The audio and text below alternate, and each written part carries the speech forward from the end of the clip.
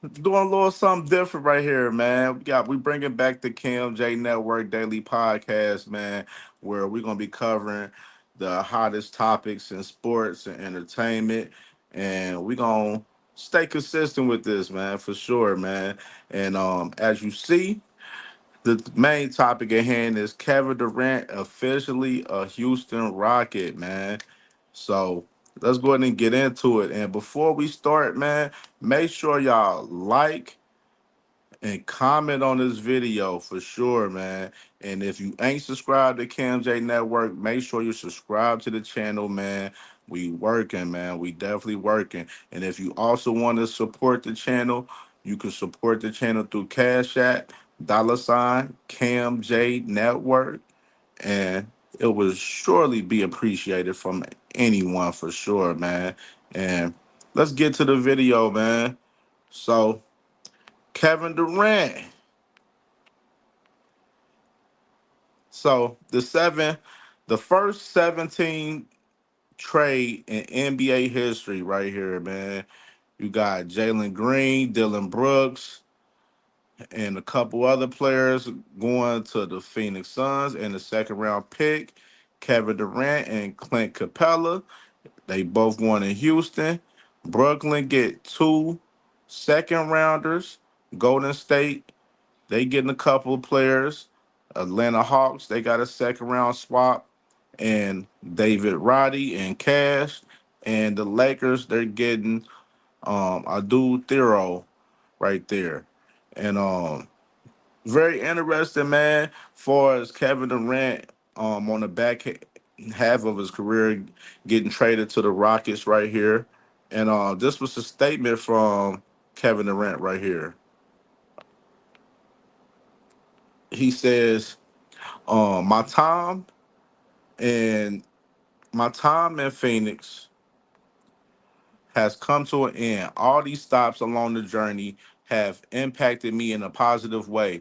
Remember, it's a world behind the scenes, and those who make things work in that space work timelessly to make our lives easier as players. I appreciate all the quick interactions with everybody from support staff to teammates, distant cousins. It's all a family that I'm grateful to be a part of no matter what. I truly believe this NBA is one big community.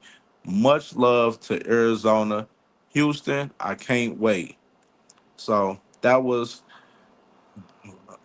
the message from Kevin Durant on his exit from Phoenix up to Houston. And let's look at this starting lineup. Look at the projected lineup for the Rockets right here, man. You got Fred Van Fleet at the point, Amon Thompson, Kevin Durant at the three, Jabari Smith Jr. at the four, with Sangun at the five, and then you got Reed Shepard, Cam Whitmore. I think he just got traded, so Cam Whitmore's not on there anymore. Dorian Finney-Smith, sorry, Eason, and Steven Adams. You know, far as the people coming off of the bench. So this Rockets team, man, looking real strong. It's a very young team, talented team, and Kevin Durant's going to have to carry the load for sure with this squad. And it's going to be some growing pains, even though this team was very talented last year and made some strides. But this Houston Rocket team is going to be a team to definitely look out for in this upcoming season in the NBA. And I'm excited to see what this team going to do, man, and see what Kevin Durant, how he have command of this team and where he takes his team for sure, man. Because this is definitely going to be a strong team that he has behind him for sure. And let's get to the next topic. Right here, man, you got Chris Paul. Chris Paul was on Jamil Hill's show the other day, and she asked him about retirement, and he said at most a year. So he's entering his 21st season, and he said this gonna be the last ride right here. This next season for Chris Paul, man. 20 long seasons in the NBA. Chris Paul definitely a Hall of Famer. And one of the big knocks on Chris Paul, he never was able to get that ring, man. That's a big knock on Chris Paul throughout his career. But definitely a Hall of Fame player, man. One of the best point guards I've ever watched, especially coming out of college, man. He was terrorizing my Bearcats, man, my UC Bearcats. But you know what I'm saying? Salute to Chris Paul, man. Chris Paul definitely, done a lot for the game. In many ways outside of the court and especially inside of the court too, man. So salute to Chris Paul. He said that this is going to be his final ride, his final season playing in the NBA and entering his 21st season. And we'll go to the next topic for the show. And next topic, let's go ahead and get into. We're gonna talk a little bit of NFL a little bit. So, Shador Sanders, man, he was practicing, working on his craft the other day, um, up in there, saying, pretty much, preparing in the rain for his rookie year, man. Putting in that work behind the scenes, man, and it was just the NFL insider that just mentioned the other day mentioned that Joe Flacco is going to be the sure week one starter, which is that's not a surprise to me. I already was thinking, in my opinion, that Joe Flacco was going to be the guy to start the season off, but a lot of people put out a lot of crazy content with Shador every day, man. I seen another guy on the internet talk about Shador ain't gonna make the team and stuff and everything, man. I don't truly believe that. I think the Browns love what they have in Shador Sanders, and they gonna build, man. And Shador Sanders, he's putting in that work. Always been a guy that be the last, the first one in, last one out of, out of the field and everything, man. Shador Sanders definitely one of those guys, man, that I feel that's definitely going to be very, good in the NFL. Only time will tell, man, when he gets his shot, man. I think all of the controversy behind the draft and everything. I think it's only going to make him better, man. Especially with his determination and his mindset. Being a Deion Sanders, he's Deion Sanders' son, man. If y'all see, a lot of the hate that the Sanders get is crazy, man. Deion Sanders, man, he's groomed his kids very well, man, for these moments, and they've competed at a high level at every level that they played in, and I'm even including Shiloh involved with the conversation with Shador. And I believe Shador's gonna be successful, man. I just hope he don't be too much successful when he play the Bengals. No, my Bengals. You feel me? I don't need him to go crazy on them. You feel me? Calm down on that. But per se, man, definitely looking forward to seeing what's in store for Shador, man. But we know Joe Flacco, he's going to be the starter for the Cleveland Browns starting off for sure, man. And we can get into the next topic right here. So, a little crazy little shit right here. Cardi B, man, deletes all of her photos of her and Stefan Diggs from her Instagram. And now people has a rumor that they breaking up. Now, me personally, man, just my personal opinion on it. I don't really care about it too much, but Stefan Diggs, man, you got a lot going on. You outside, you partying and everything and stuff, and then you need to be getting ready for the season, man. You just got a lot of money playing over there with New England Patriots, man. So if they is broke up, whatever, it is what it is. And Cardi B, the one thing I'm gonna say about relationships, man, with especially the celebrities, a lot of them, they go all out just to put out and their relationship to the public and everything, and then shit goes sour behind the scenes, and then we deleting photos and all of that and shit. That's why I said sometimes some of these celebrities should keep some of their relationships as much as possible behind the rap. You know what I'm saying? Behind the scenes, man. And even if they is done, they need to do it peacefully. You know what I'm saying? And it already looked crazy from Cardi B, because she's still technically married to um Offset. You feel me? So definitely nasty work on that behalf for sure, man. But we can move on to the next topic right here. So, little fun one right here, man. So I seen this on the net right here, man. They saying start bench and cut. And in my opinion, I've been on record. If y'all pay attention to me on my socials, me talking NFL ball. I think between these three wide receivers, I think they are the top three wide receivers in the league currently right now. And I definitely I'm gonna say I'm starting me being biased. I'm starting Jamar. I'm benching Justin Jefferson, and then I'm cutting CD Lamb, man. Now I know a lot of people. Y'all see this, y'all probably gonna be like, I'm starting Justin Jefferson and then I'm benching Jamar, then I'm cutting CD Lamb. I can see people, wanting to do that as well. But me personally, I think Jamar Chase is the best wide receiver in the league, so that's why I'm starting him, and I'm benching Justin Jefferson because he number two behind Jamar in my opinion for sure. And I'm cutting CD Lamb, even though CD Lamb is definitely a monster in his own right, man.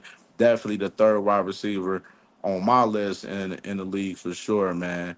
And I can't wait to see what these guys do this year, man. It's gonna be a crazy NFL season this year. And I know Jamar, he just got that big payday, so I know he gonna be more comfortable and be ready to turn up. You know what I mean?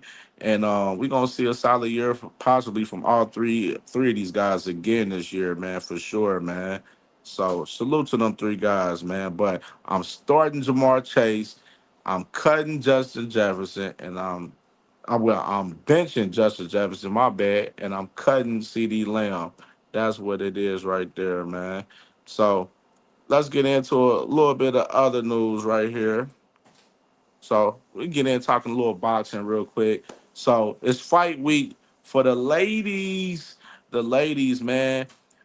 Katie Taylor versus Amanda Serrano. Serrano trilogy happening this Friday on Netflix live. The prelims start at 5 p.m. They'll be live on Netflix and on Most Valuable Promotions YouTube. And the main card starts at 8 o'clock live on Netflix, man. It's going to be a crazy card, man.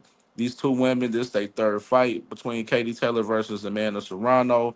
I'm definitely excited about this fight. I thought Serrano, in my opinion, I felt like she won the second fight for sure. The first fight definitely was debatable, but the second fight I felt like she won for sure, man. And this third one, man, I definitely gotta go in there and get this dub, man. I'm definitely rooting for Amanda to get this dub, man. She one of the best gaming, the best women in boxing, the highest paid woman in boxing, just to add. And this is gonna be a crazy fight right here. And just a look at the lineup. You got Katie Taylor, of course, fighting Manny Serrano. And then you got my, what I'm saying, my boot thing, Alicia Baumgardner, man. She back in action on her first fight with Jake Paul, fighting Jennifer Miranda. That's going to be a tough fight, too. It's going to be a good fight for Alicia coming back. And I'm definitely curious to see what she does in her first fight with Derek James as her trainer. You know what I'm saying? It's definitely going to be an interesting fight. Then you got Ellie Scotty versus Yulimilif Mercado right there. And more fights on the main card. You got Savannah Marshall versus Shadeja Green. This fight is going to be a banger. I'm really interested in this fight. This fight is going to be very exciting. Both girls can thump, and that's gonna be like that's possible fight of the night right there on this card right there, and then I'm mentioning that right now. Then you got Shanika Johnson versus Scarlett Metcalf and Scarletta Metcalf, my bad. And that fight is gonna be another fight that can possibly be fight of the night. These two girls gonna bang at it for sure, man. This is a great card by Jake Paul right here, and right here. You got Chantel Cameron. This her first fight on MVP as well, fighting Jessica Kamara. Then you got two fights from on the prelims as well. Tomorrow at the ball, Mary Casamasa I know I probably jacked the name up, man. You know, these days crazy out here. I always be jacking names up, so don't mind me, man. And Ramla Ali versus Leela Furtado. You know what I mean? So the ladies, man, definitely got a great card this Friday coming up on Netflix, man. Um, all women's card, no men on the card, man. And salute to Jake Paul for putting this together, man. This at Madison Square Garden in New York. And I heard the tickets is doing very well for this card, man. So I'm excited for this next Friday. And you already know, y'all stay tapped in on the channel. We're gonna be, covering and talking about this card throughout the week. You already know. And we can get to this right here. This is coming up this next Saturday. July 12th. Edgar Berlanga versus Hamza Shiraz. Shakur Stevenson versus William Zepeda. Alberto Puello versus Sabril Matias. Then you got David Morrell versus Katyav. Then you got the new guy, Susumi versus Hanley right there, man. I know I jacked the name up probably on that one too, but it is what it is. But man, yeah, man, I'm definitely excited about this card as well, man. Edgar Berlanga coming off a knockout win. Hamza Shiraz coming off a draw with Carlos Adames in his last fight, and Shakur Stevenson last fight beating Josh Padley by technical knockout. William Cepeda beating Tappan Farmer by unanimous decision. Alberto Puello beating Sandor Martin by decision, with Sabril Matias winning by knockout in his last fight, and David Morrell losing to David Benavidez in his last fight. So a lot of these guys got some points to prove in this fight on this fight card, man, for sure. And it's gonna be a great card, man, for sure. I'm just interested to see um how everything plays out for us. The fans, the ticket sales been bad for this card in particular, but the show goes on, man. These guys got to fight they fight, and it's going down Saturday in New York City on at Louis Armstrong Stadium. This is one of the first fights that I'm gonna be watching from a tennis stadium in particular. So I'm definitely interested to see how everything looks for sure, man. But I'm excited for it. It's fight week for this card, and definitely ready to see these guys put on. I know Edgar Berlanga and Shiraz, that's going to be a real high action impact fight. And David Morrell and Katiev, that's another one. That fight right there can be fight of the night. David Morrell and Katiev. Um, or it'd be Edgar Berlanga and Shiraz. I just think those two guys is gonna brawl it out in there. It's gonna be a banger. You know what I mean? And of course, we interested to see, the chess match between Alberto Puello and Sabril Matias. That fight is gonna be a real live chess match with, Puello being a boxer and Sabril being a power puncher. And Shakur Stevenson, man, him being a pure boxer himself, with Zepeda with his relentless pressure. It's gonna be a real interesting fight right there between them two as well, man. And you already know we're gonna be covering this fight as well throughout the week. We've been covering it, leading up to it up until now. And it's officially fight week, man. And the fight is Saturday, man. So definitely excited about this coming up for sure this Saturday, July 12th, man, with Berlanga, Shiraz, Stevenson, Cepeda for sure. And matter of fact, I ain't gonna even get to that yet. Let's do this. Since we talking boxing still, I want to do this. He gonna be the reason why I catch a beat this fight. Watch. Watch.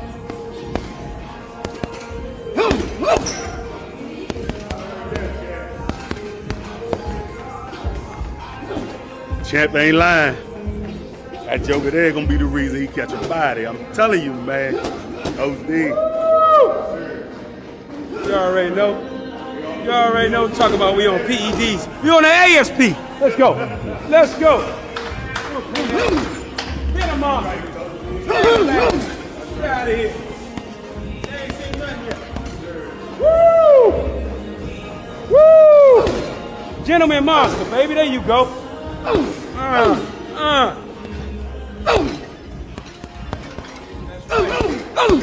Yes, sir. It was just kisses the first time. Now it's first. Why not?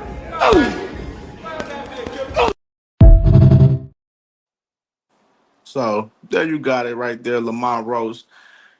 Talking about his trainer, his his strength and conditioning coach gonna be the reason he catch a body on Tank Davis on the rematch, man. So, and then you got the trainer. This is what I was kind of indifferent about. The trainer, he back there, he's saying, this ain't no PDs and all that. Who said anything about Lamont Rose being on PDs? I don't remember Tank or anyone else speaking about that, you know what I mean? So I don't know where that little narrative came from. Somebody had to enlighten me on that, where anyone said anything about PDs pertaining to Lamont Roach. Cause I ain't never heard anything about that, and nobody ain't put that on his jacket for sure. But Lamont Roach, yeah, he's in camp. He turning up. He just dropped his first episode from his camp last night, and we still awaiting the announcement for the fight for August 16th. We know the undercard is almost about locked in, and Tank, he's in camp in Florida as well. And so hopefully we get this announcement, man, anytime soon, any day soon now. You know what I mean? It'd be crazy with the promo a little bit because, of course, today is July 6th. So the fight's supposed to be August 16th. So they're going to literally have 6 weeks to promote this fight. Literally five, for real, if you want to be honest, 5.5 weeks to be honest. So hopefully they can get this announcement going, man, because it's definitely been nasty work, you know what I'm saying, waiting on this announcement. And, we hearing about, fights from the undercard and everything. But we gonna hold Lamont Roach to everything he's saying, man. Lamont Roach talk about he gonna knock Tank out, and he looking past Tank for us. He want to fight at 147 and fight the winner of Devin Haney versus Brian Norman Jr. And talking about he'll want to fight Teofimo Lopez at 140 and stuff like. And that just shows that all of that narrative shit that a lot of the Tank haters out there be pushing on Tank for is like Tank, oh, he bringing up Lamont Roach from 130. He bringing up smaller fighters. Bro, this guy Lamont Roach is bigger than him. And he's fought at 135 more times damn near than Tank Davis has. You know what I mean? So that whole narrative is shot right there. And the whole narrative with Tank Davis fighting Jake Paul, I mean, come on.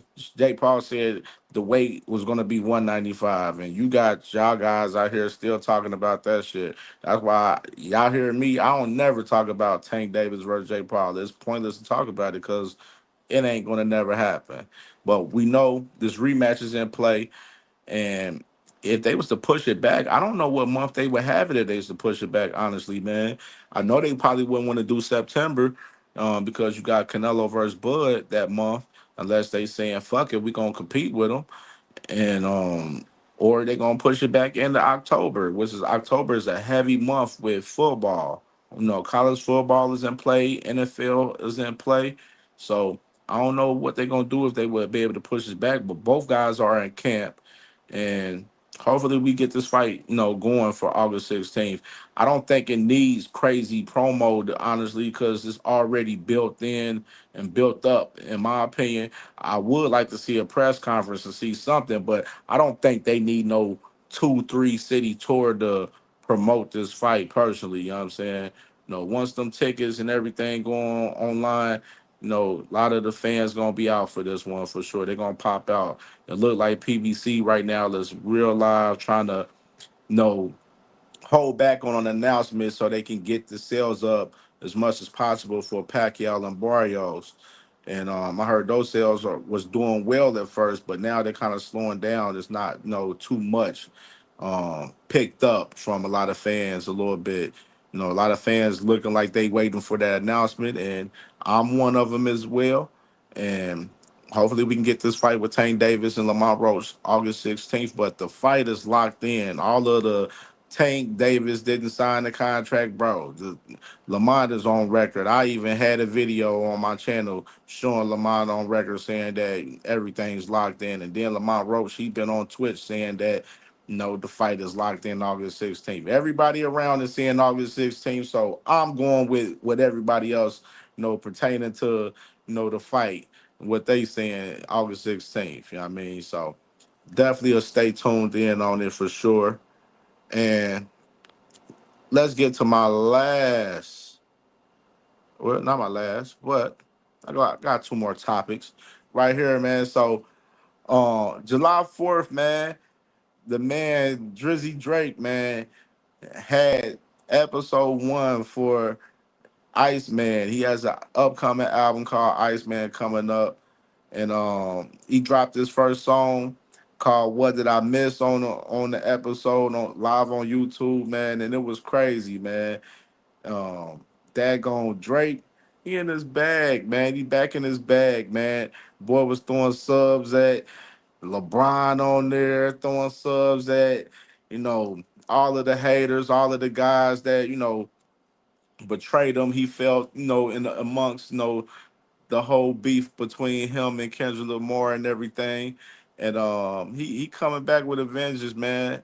The song was already number 1 on Apple already, man, within 2 days. One of the most streamed songs right now, currently, you know what I mean? And Drake back in that bag, man. He previewed another song during the live stream that he did on the first episode of the Iceman. And the other song was fire too. I gotta listen to that a little bit more, thoroughly for sure, cause the audio was low on it, but he was cooking though. He was saying some little shit from what I was hearing. But this Ice Man, this What Did I Miss song, man? Yeah, he back in that bag, man. And that summer, Drake, he loved dropping in the summer, and look like we're gonna get this album possibly in the summer, man, for sure. And definitely interested to see what Drake, got to say on this album. I know he probably got a lot to talk about, with everything that's going on. He don't gotta break shit down in depth and shit with that whole shit. We just want to see Drake get back to making, great music, man, for the, for the culture, man. Just get back in your bag and do you, you know what I mean? Don't worry about that shit with Kendrick. That shit dead and done and over with. You know what I mean? It is what it is. You took your L.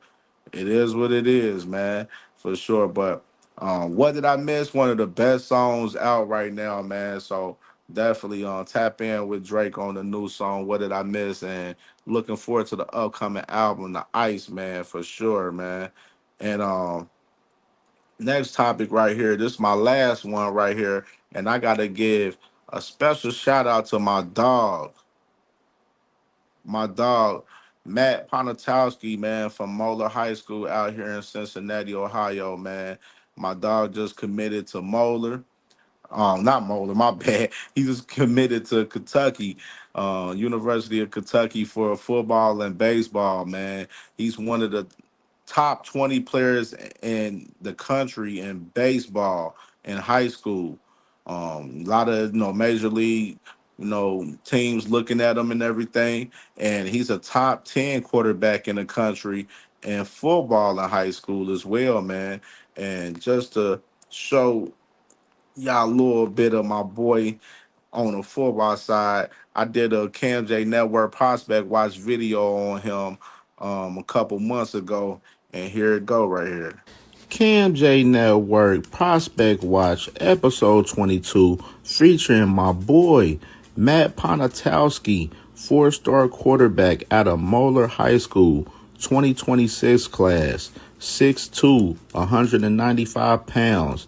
His junior season in 2024, he had 266 completions out of 376 attempts, had a 70% passing completion rate, had 4,217 passing yards, along with 57 touchdowns and 3 interceptions. His best games against St. X, he was 18 for 25, 321 yards, 6 touchdowns. And against Centerville in the state semifinal, he was 13 for 18, 431 yards with 6 touchdowns.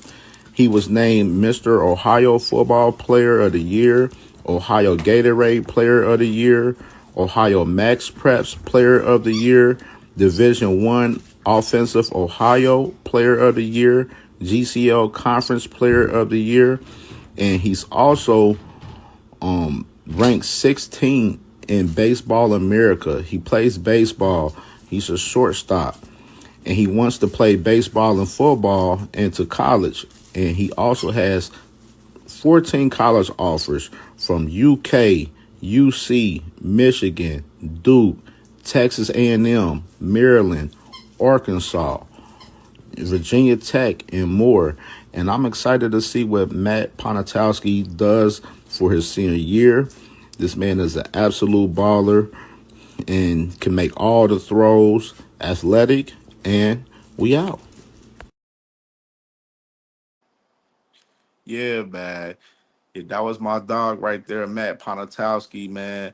Moeller High School, new University of Kentucky Wildcat commit, and I'm excited to see what my man gonna do in this next level, and I'm excited to see what he gonna do this senior year, man, for sure, man. You already know I'm gonna be covering my dog for sure on the high school side for sure, always, and of course he was an Ohio baseball player of the year as well, just to add context to him as well. And Matt, he's a baller, true baller, man. And I'm just proud of him, man. And congratulations for him on his commitment. And we gonna continue these, man. CamJ Network. Stay active with we're gonna stay active with the CamJ Network Daily Podcast, man. This is more content I want to give out to my fan base for sure, my following, and we working, man, for sure, man. Y'all watch this on the playback. Hit that like button for sure. Subscribe to the channel, CamJ Network. If you not subscribed, we working over here, man, for sure. And this was another episode of CamJ Network Daily Podcast. And we're gonna try to stay consistent with these. We're gonna try to do at least like 2 to 4 of these a week. You know what I mean? Just to stay active with some content and update everybody on throughout the whole sports and entertainment industry, man, for sure. So salute to everybody, man. Like and comment on the playback and subscribe to the channel if you ain't subscribed. And we out of here.